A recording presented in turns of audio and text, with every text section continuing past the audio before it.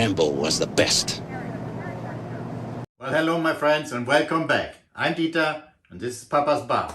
Okay guys, today I got a request, and as I said before, I sometimes take requests from people want me to review something I haven't reviewed yet. And if I got it in stock, I could do it really quickly. If I have to buy it and have to find it somewhere, it's gonna take a while.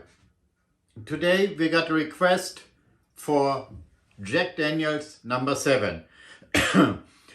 This is a Tennessee whiskey, and it is the oldest distillery in America. Jack Daniel's number 7. The recipe has never changed. It is like that from day one. The bottle is iconic. I mean, everybody recognizes this bottle, even without the label. You know what it is. You know, you find a bottle like that without the label, you know it's Tennessee whiskey, Jack Daniel's number 7.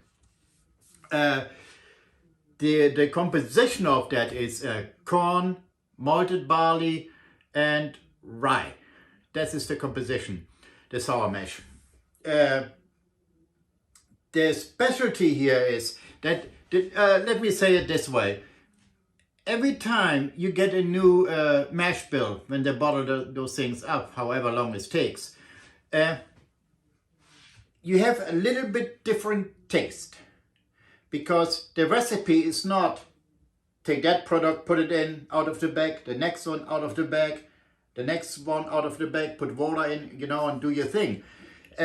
What they do from the mash, they keep part of it from the whatever they distill today, you know, the mash, the amount, they keep that, and then they mix that with the next mash bill from the next time they gonna distill this product. So that way they always have the same yeast, the same taste, you know, the same amount, whatever they mix together in the mash bill. The reason they do it is the yeast they use is the same as 150 years ago, so they got to preserve that, you know, and it's kind of complicated, but you can find out more about it if you're interested. You can go directly to the website of Jack Daniel's, and it's pretty much explanatory there. So it's a different process they do than anyone else I know of, you know. Nobody does that to keep a little bit back and then mix it into the new one, you know. It's I think it's a good thing, you know. It's unique. Nobody else has that. Okay, my friends, let's start. As you can see, I got this brand new bottle here, and I got this travel bottle here. So I'm not gonna open this one. I'm gonna open this one. It's the same stuff. Jack Daniel's Tennessee whiskey, old number 7. Okay, I'm doing that. When I bought this, it was there too, so I bought them both at the same time. I never drank it before, so I don't want to waste a whole bottle, and I don't like it, and then the bottle sits here and, you know, I don't drink it. That way, if I don't like it, I can take that bottle and give it to someone as a present, you know, someone I don't like. Okay, here we go. Travel size. All right, the color is very light. I can see that. Very light. Nice amber honey color. I would say the age based on that. Wow. Looks dark in that bottle. No more than 4 years. I wouldn't think any older, maybe 3 years, something like that. There's no age statement on here, so that's the thing. But it's not important. What important is, in my opinion, is the affordability and the taste. That's it. If it's got to be affordable for the average person. You don't want to pay $80 for a bottle like that, you know. You want to pay what I paid, $22. Price went up since we got this supply issue and all this stuff. It used to be $19.99 and now I pay $21.99 or $2 more. It may come down again, it may not, makes no difference. If it tastes good, we pay for it. Okay, my friends, let's go to the nose. Ooh. Wow. I'm getting a sweet vanilla, some oakiness. Oh, man. Some more sweetness. I would say caramel. So it's actually a very sweet smelling whiskey. I mean, Tennessee whiskey. I heard good things about it. I heard funny things about it. I heard bad things about it. That whiskey is all over the world. As you guys watching the video now, you know that. I mean, it was in many movies, Western movies, crime movies, celebrities drunk it on and off the screen. What's his name? Frank Sinatra. That was Frank Sinatra's drink to go everywhere you went, and you can see pictures of that. Jack Daniels, you know, his daughter of Frank Sinatra.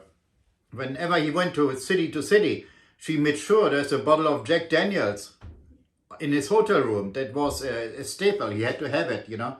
And the thing is, when Frank Sinatra died, he got buried with a bottle of Jack Daniels, Old Number 7. Absolutely true. Research it. It's a true story. He liked that. So let's see if I'm gonna get buried with one of those. Cheers to you, my friends.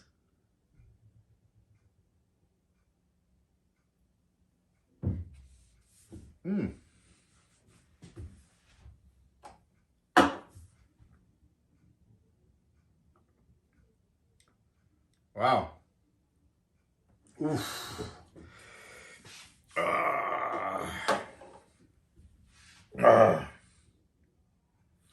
Wow. Okay. I didn't know what to expect.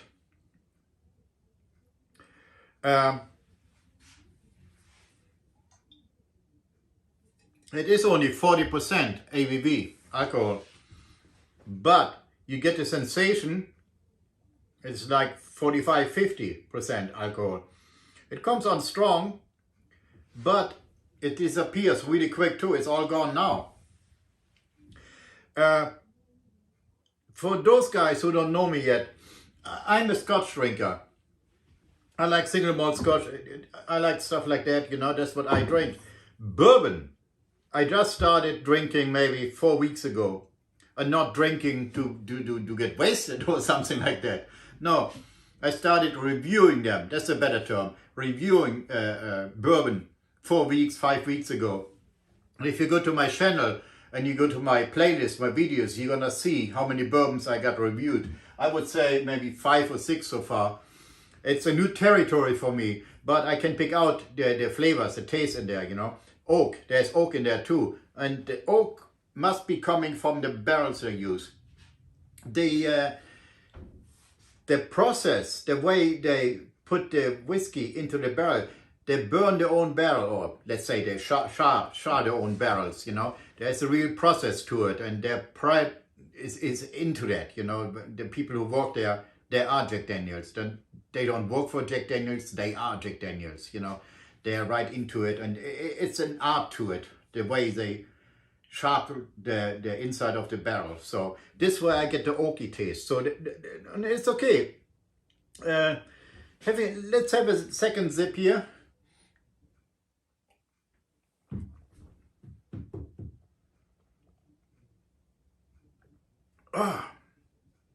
Again, it gives you more than is printed on the label. I actually think it's 50%, but it's not, it's 40. But I put this back into the process, how they make it, that you get this sensation out of that. So, and it's a good thing, you know, so more alcohol in a bottle, the better it is, you know. There's no reason to wait on bourbon for it to open up or anything like that. This is a drinking man whiskey. It's you come home from work and you want to have a drink, you know, you have a Jack Daniels. That's what I think. I mean, it's nothing over the top sophisticated. It's straight to the point, you know. It gives you a warmness. It gives you a good taste. I actually did not want to do that until Elizabeth asked me to review that. So I thought it's gonna be a tough one again, you know, because sometimes I get requests for reviews and people know already how it tastes, but I don't. Then I open the bottle and I drink that stuff, and oh man, it's horrible sometimes. But that's what I'm here for. But this stuff, really, it's not too bad. I know a lot of people drink Jack and Coke, you know. I have to try it. Like I say, I'm not a bourbon drinker, but Jack and Coke, hey, why not, you know? Weekend, you know, you want to get wasted, Jack and Coke, that's what you hear, you know, or college talk, you know, Jack and Coke, you know. I always drink straight, whatever I drink, you know.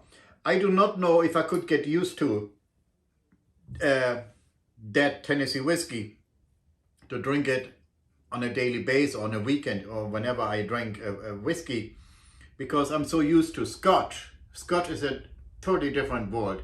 A bourbon for me is really sweet, a caramel, the sensation, you know, butterscotch and things like that you get out of it. I do, you know, other people get. I had a friend here, we talked about bourbon, and he got always raisins out of the bourbon. Every time he said he drinks a bourbon, he tastes raisin.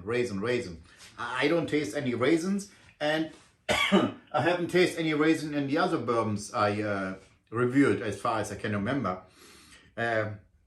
People say you get a gluey taste, you know. I don't get a gluey taste, never in all the other bourbons. That's why I always say tastes per each individual.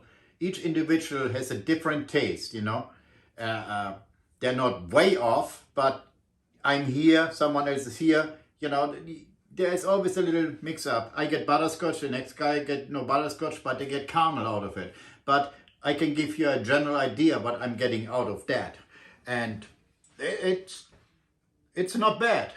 Actually, it's not bad. I'm surprised, because you really didn't hear anything good about it. It was just, go get drunk, you know, $20, and then your evening is safe.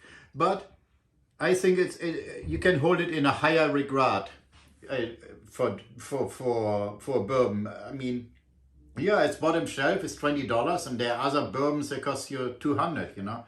But I don't review $200 bourbons. I explained already what I think about that. I'm here for the working man, and everything you see here is affordable between $20 and $50 or $60. You know, I don't want to go above, you know, because there are just a certain amount of people who can afford $200, $300 bottles of whiskey, gin, tequila, you know, cognac, things like that.